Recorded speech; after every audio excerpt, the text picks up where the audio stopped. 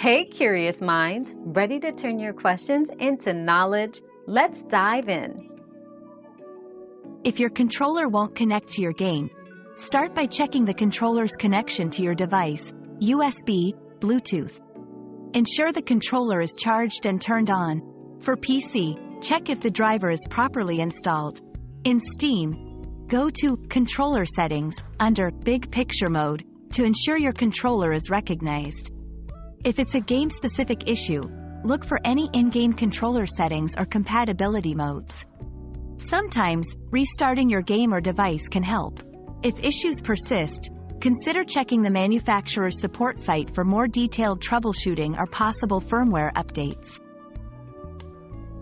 We've quenched today's curiosity, but there's always more to learn. Keep the curiosity alive by subscribing and joining us for our next adventure.